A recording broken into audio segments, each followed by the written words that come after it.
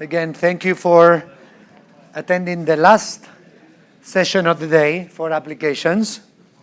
Um, so far, we covered material handling, and then we covered 3 applications for high-power stationary. I found all of those quite interesting, and I appreciate that people in the audience actually was comfortable enough to interrupt, to talk, to ask questions, and I'm hoping that you do the same thing in this session. Be comfortable to, hey, if you have a question, jump right in. This is more of a conversation and a presentation. So this last session is going to be about mobile generators. Not mobile generation, mobile generators. First, I'm going to kind of introduce a group of people in my organization led by Rick Mason that is actually doing the job that we said before that we do really well here in Plug, which is listening at customers that come to us and say, we want to do this with hydrogen. And then we try to figure out, with them, if this is something that really makes sense or not.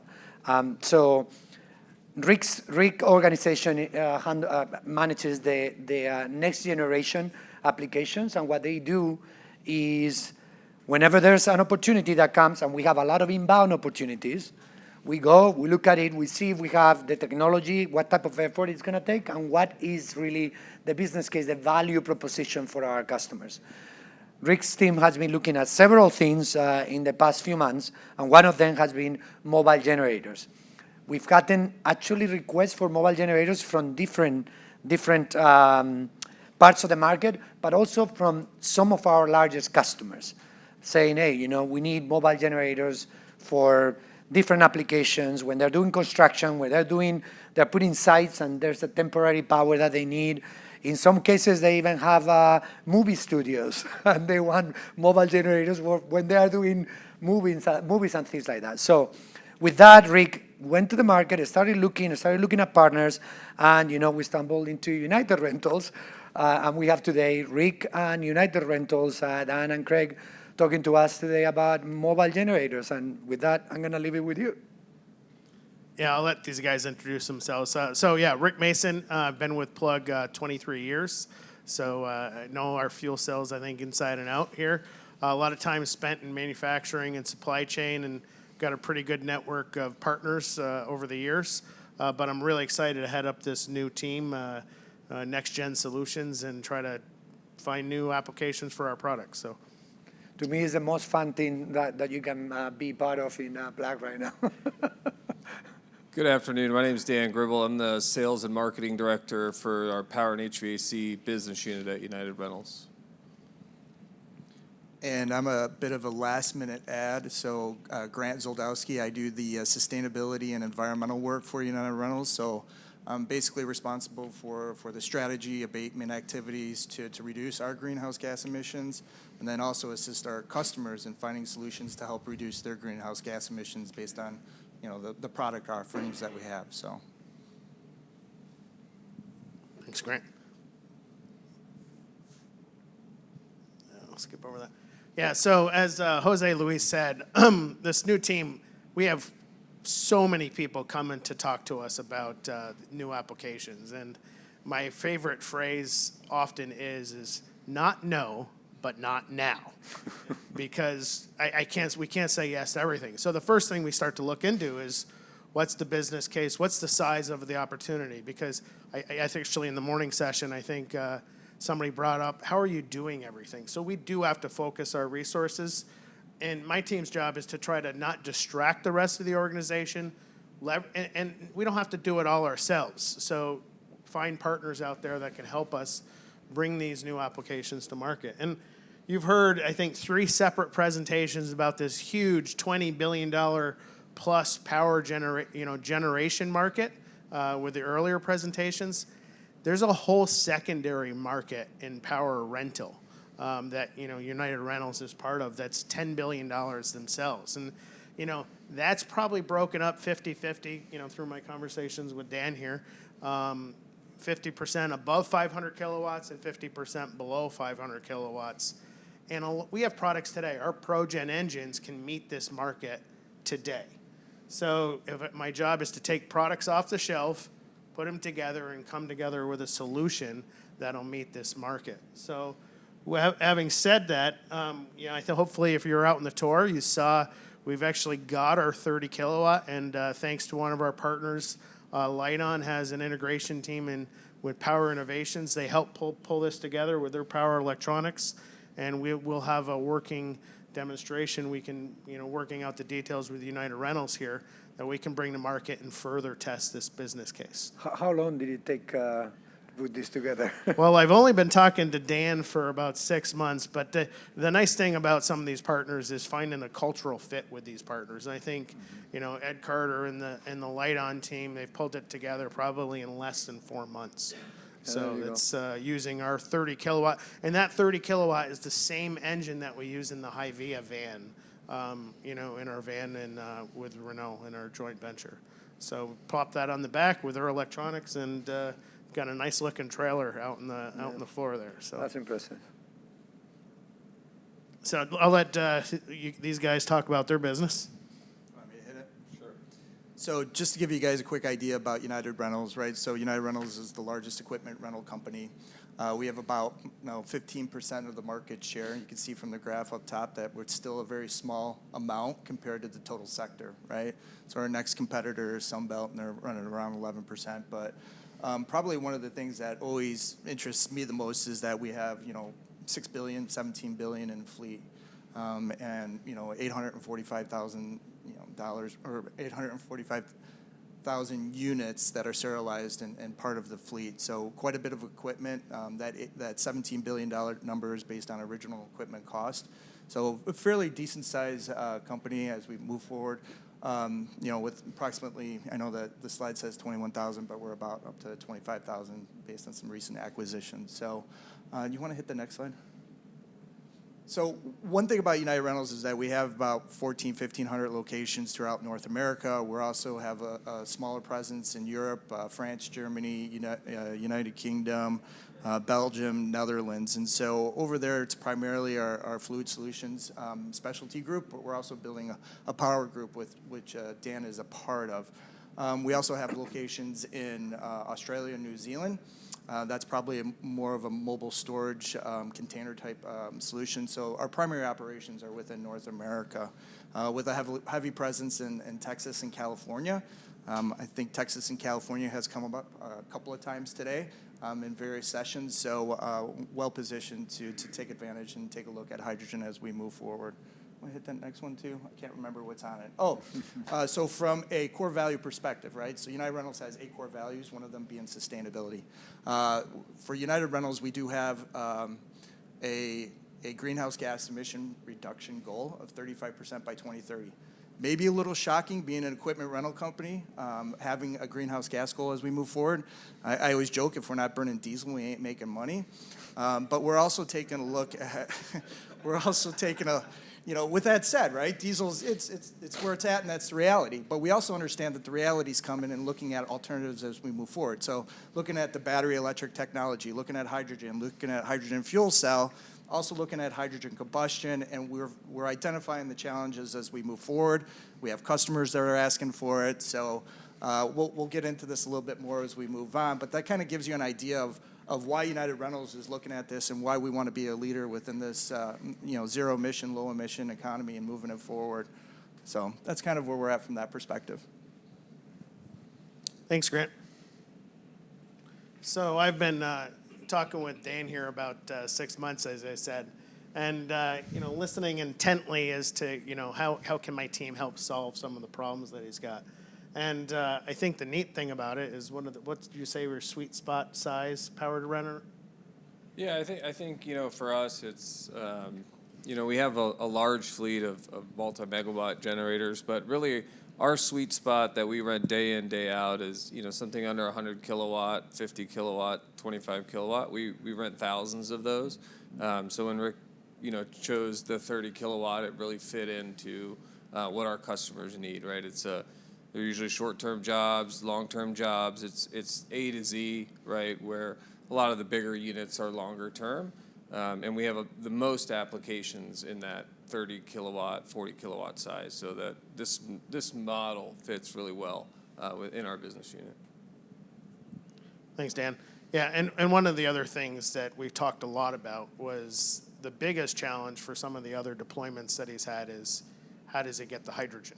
So we've been talking about how to get that. Philip Boisvert is on my team now. One of his main missions is hydrogen solutions for these new markets. So we spend a lot of time, if we're going to bring a new solution like mobile generation to market, we've got to figure out the hydrogen solution, not just for the demo or the prototype, but how can it scale? How can we grow that hydrogen solution? So I'll talk about that in a little bit. But one of the things is, again, this is new technology. Diesel's been around a long time. We talk 2 to 3 times diesel cost is where they're at, likely at today. Well, the investment tax credit helps a lot. So if we can get up, 30, 40, 50% where we deployment, we get below that 2x cost. The fuel cost is still high, but one of the questions Jose Luis asked me, and I'm going to hand it to Dan, is what type of customers are willing to pay that today, and why are they asking for that? So, Dan, if you got a minute. Yeah, I think most of our, like in our industry, typically the bigger companies move the needle, right? And then the mid-size and small customers, they kind of follow suit. So the larger companies, especially heavily tech companies, have asked us as equipment electrifies on a construction site. Grant mentioned the diesel, right? So if it's a boom lift or a forklift or a loader, as companies electrify them, that's like what I call half of the circle. And then the back half of the circle is, well, great, we have all this stuff that has batteries in it, but how do we charge those batteries when they die on the job site, right? So our customers have asked us, what can we do? And the diesel industry has been working really hard, and we went to Tier 4 final generators, and now we've got into the battery space. But they store energy. We need something what can we do that produces energy cleaner, so we're not taking all these electric assets and then bringing them to a diesel generator, and we're making improvements, but it's not great, right? So a lot of our larger customers have asked us, what can we do? What's possible out there? That's why, we connected with Rick and his team. Could we go hydrogen? Could we, we've explored solar. We look at everything that's available to us, and it seems like hydrogen can help us close some of the circle to get to net zero on a job site. So I think the application is really any of our customers. You mentioned movie studios to construction. If you think about any job site, from whether they're building a Chick-fil-A or they're building a large data center, there's a little generator powering an office trailer on every job site, right, in North America. For the most part, there's very small amounts of utility power that are available, and then when it is available, it takes months to get it. So there are thousands and thousands of these size generators on almost any application that you can think about. And I'll add to it just a touch. So as our customers ask for it, they're asking us to come to them with solutions, right? So they're saying, hey, we want a low emission, zero emission job site. So we can go to them with battery electric technology. But what we've heard earlier, right, is that battery electric technology is good for low horsepower, low use, right? So maybe similar to the mileage example that was brought up this morning, where it's good up to, 300 miles or something like that, whatever it might be. But what we're not seeing is a battery electric coming out in the large horsepower, large use, such as big excavators, et cetera. And so we know that there has to be some type of technology that's going to be coming about, fuel cell, et cetera, whatever it might be. We also have some other partners that are looking at hydrogen combustion, which has its own challenges. But what we need to do as a rental company in providing offerings is making sure we identify the best possible solutions for our customer. And the other advantage of partnering with, right, United Rentals or a rental company, whatever it might be, is that you get to try it, you get to test it, right? You don't have to purchase it, but it gives you kind of that working knowledge of how to use that equipment going forward. Now, I do know that fuel cells don't like dirty environments, right? They like clean air. So, be interesting to see where fuel cells go with excavators and going on construction job sites, et cetera. I know I'm probably getting a little off topic from the mobile generator perspective, but it kind of all ties together with the fuel cell aspect, so. Grant, I want to take a moment about the dirty environment. So there is not a harsher environment, I think you may have heard us talk about it before, than some of these distribution centers. You've got, freeze-thaw conditions multiple times a day, chemical exposures. We've actually developed Yeah, we've developed our own chemical contamination chamber here at Plug. I mean, think about a whole factory of, shoes, or actually bananas are huge. They're the largest product distributed. So all these contaminants we've seen before. So, coming out in the highway and, all those tailpipe emissions is fresh air for us. So what's the runtime on one of those 30-watt portables with a tank of hydrogen, and then what would be the refuel process on site? Yeah, hold that question. I'm going to get to it. I want one more comment on the cost. So one thing, again, my team is trying to look at these prototypes and demos to validate the business case. So, I have some early numbers. Fuel cells follow the load much better, right? And they, at low 10, 20% of the load, they sip fuel. The generator tends to run at almost steady state the whole time. So even if 4 times the cost of diesel, it's really only 2 times the cost because of the load following capability. So, we're going to go validate the business case, and that's what I want to get to on the next slide, and I can answer your question here. So to answer your question, we're going to work at deploying a demo. We're working out the details with our partner here and do our first deployment, maybe 5 units out of our Woodbine, Georgia facility with gas. And, you've got 50, 100, 200-mile radiuses on the chart from a drive distance. And this trailer down below is around 200 kilograms. So that's over 2 megawatt hours of energy in that small trailer that can be pulled, behind a pickup truck. So our intention is to, fill that trailer up. Oftentimes we can fill that trailer up at local customer sites, so the drive time wouldn't be so far. But then we can swap that trailer out and give basically an infinite runtime at one of United Rentals' customer locations.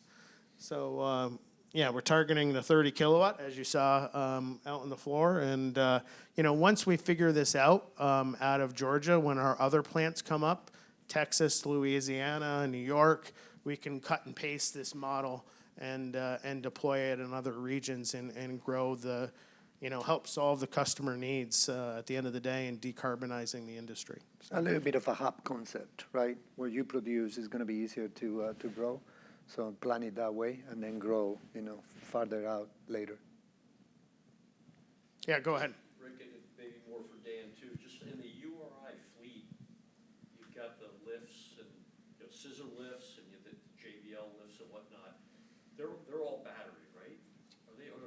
There are some that are combustion engine, but the largest portion is better. Outside of the mobile generator, what else is in the portfolio that as you look at this long term and having, if you get the fueling solved, and then you could go to your customer and say, obviously, mobile, lifts, and I don't know what the other pieces of equipment that would be in the power range that could be supported by this size fuel cell. But is it 5% of your fleet? Is it 10% of your fleet? As far as the, Yeah, I'm going to give that one to Grant. I'm a power guy. He's more of I don't know about lifts, but... Yeah, so as far as percentages go, I mean, I couldn't even guess on that, but let me give maybe some idea of some categories of equipment that would probably be applicable, right? So one of the things that I'm thinking of is skid steers would be very appropriate for that, front-end loaders, rubber tire backhoes, combo rigs. Kind of your standard type equipment, right, would probably be applicable to the 30 kilowatt. You guys would know better than I would, but I mean, if you're powering a car with it, it's got to be pretty close and pretty comparable. But it seems like a lot of the aspects, a lot of the equipment that we have in our fleet could have an aspect associated with it. So. Yeah, and keep in mind, John, the 30 kilowatt is the first product that we're probably coming out of the gate. We can take our 125 kilowatt engine, bring a 125 generator, a 250 kilowatt, and then beyond that, you can go to our megawatt, power. So there's going to be a lot. We've learned over the years, certainly through material handling, which products make sense. So like a construction site, if it's a lift that's only used an hour of the day, well, then wheel it back and plug it into the generator. For those products that have a high utilization, maybe you put the hydrogen fuel cell right on board. But we have the suite of products that can support those applications, whether we're charging remotely, but we can bring, as you saw with all our high power stationary presentations earlier, we can bring the power to where it's not. And I think that's where their customers are. So. Okay. One thing, I will add, from a storage perspective, we did run into this in California a little bit, and really, there's a little upfront work that needs to be done because these are kind of like, transient, very movable. And working with the fire marshal and getting them to understand, hydrogen storage. We went to one fire marshal in California and said we wanted to bring a similar trailer on site, and they said, hell no. Right? They said they wanted us to bring, 6 packs and of tanks, steel tanks on site as opposed to a carbon vessel unit is this. So there's definitely an education out there that, we want to help our customers with and for our knowledge also, so. Yeah, we do that every day in material handling. On my earlier slide, we're in 39 different sites. So one of the things that Dan asked for some help with is getting the local authorities comfortable with this solution and comfortable with hydrogen. And I think, because of all our other deployments, we have those relationships. We can help do that. We've got the trailers and the assets that are already in the area doing other work in those areas. So we can take them to a nearby site and show that they've got it next door. Or, just as this hydrogen industry is a small world, the fire marshals all know each other. So oftentimes, if we're going into a new state, they call their friend up in the neighboring state, and they were at a conference, and they basically get each other comfortable. So, go ahead, Darren. Oh, thank you, Darren. Yeah, I meant to say that. So we already have a fleet of these trailers. I had that in my notes earlier. Yeah, so we use these trailers today all across the southern region with Southern Telecom. So you've heard us talk about Southern. They've got over 500 cell tower sites, which we use this exact same trailer to go fill those cell towers. And that, like I say, that's 2 megawatts of energy that can support a new customer in the same manner. So. Thank you, Darren. Sure.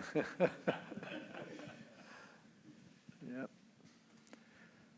What other questions? Any more questions on Silent is a great selling point for it too, right? yeah.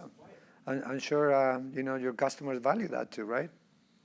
Yeah, I think, and that's one of the advantages, right, that we look at is noise, and then there's the exhaust smell. If they can eliminate the exhaust smell, a lot of times on an office trailer, the generator's right next to the office trailer, and you walk by it, and so there's a lot of applications at events, entertainment. There's a lot of applications where we see the product fitting in well.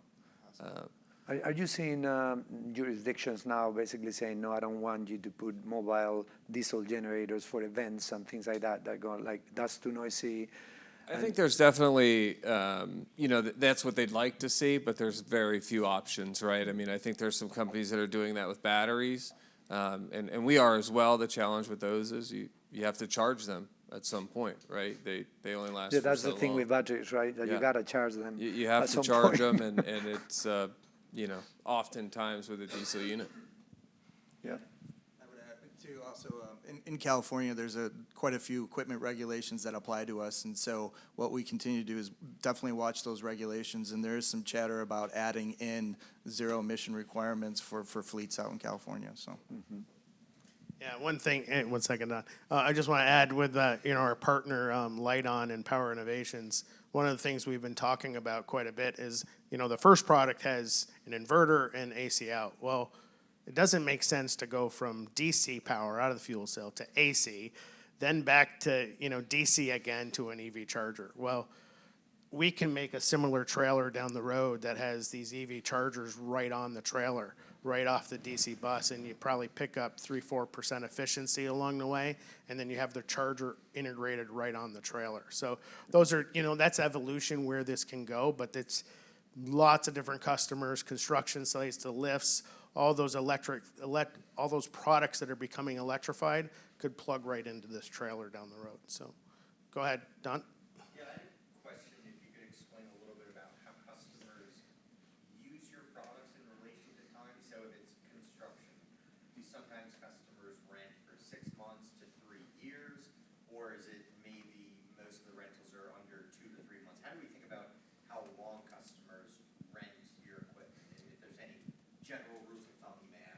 Most of our rentals are greater than a month, right? So in the power and HVAC business unit, a lot of our customers rent for years because they don't want to own the asset. They want us to own it, take care of custody, maintenance.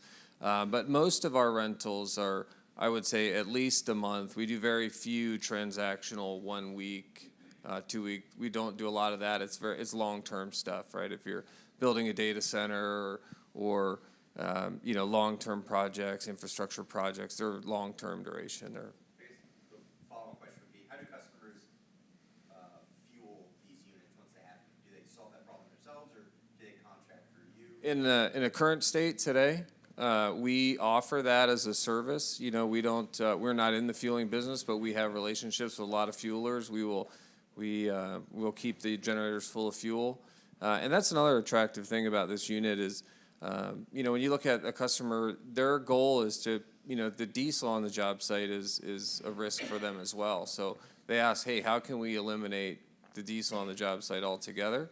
And typically, the power generation is the biggest consumer of fuel on a project when you look at that compared to, the welding machines or the lifts. So it's just another kind of selling point for this product is we have less diesel storage on site as well.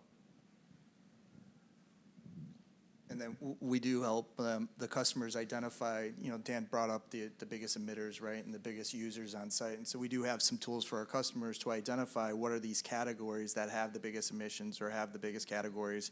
And to Dan's point, many times it's the generators.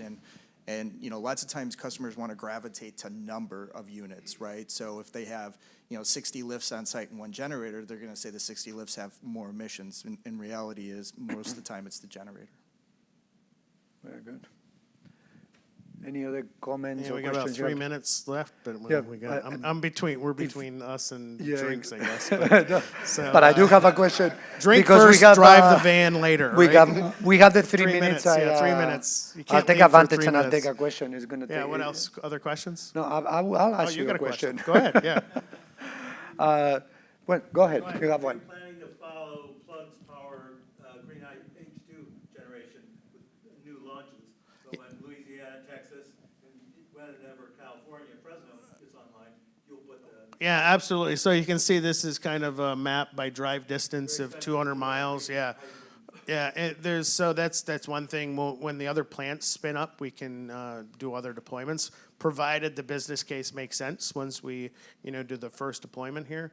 But not limited to. And then, like Jose Luis said, a lot of our current customers are asking for this product, and they already have hydrogen at their sites.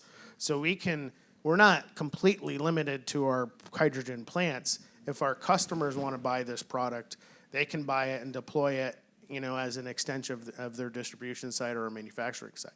And even with some of our customers, we have agreements where we can pick up hydrogen at their sites. Because they have a storage capacity there with 4,000 kilograms maximum capacity in liquid. So, and we have basically 250 of those around the country. So we can go and pick up hydrogen from those sites to be able to enable these other applications, which is what we do in many cases with Southern. We don't have to have generation, we just have to have the hydrogen stored and be able to pick it up from those sites. So that enables us to be everywhere right now as well, if that was needed.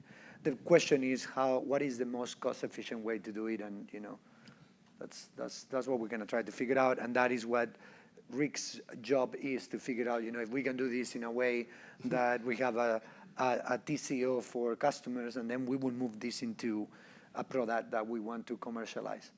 And on that, my next question to Rick was, what other things are you looking at besides?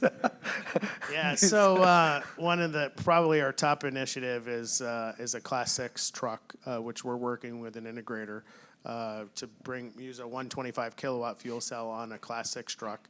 We've got a number of key customers looking at that product. You may have seen the green yard tractor that was on the floor. So we've got 200 something sites now that already have hydrogen at the site, and it's very easy for us to put a hydrogen dispenser, and then each site has roughly 5 of those trucks at their site, so we could power those. I've got different platforms of mobile generation. highly involved in, BAE is a partner for us for teaming agreement, and they've got an Eldorado bus that has our fuel cell today. So that'll be launching next year, as long as working with our South Korean joint venture team on buses. But then, universal hydrogen and airports, but any of these new markets, my job is to go look at the market, test the business case, often do the prototype with a partner customer like United Rentals, and then if it scales, I'll hand it off to the broader organization. Exactly. And many more to come. Yes. We do get inbound requests for applications basically every day. The question is, are we ready now to do them? Not if we can do them, is it now? That's the question. Not no, but not now sometimes, yes. Exactly. So, And with that, I think we are on time, and wanna- everybody can, enjoy and have some drinks, and do not drive the van later, no matter what. And thank you, Dan and Grant, for joining us. So.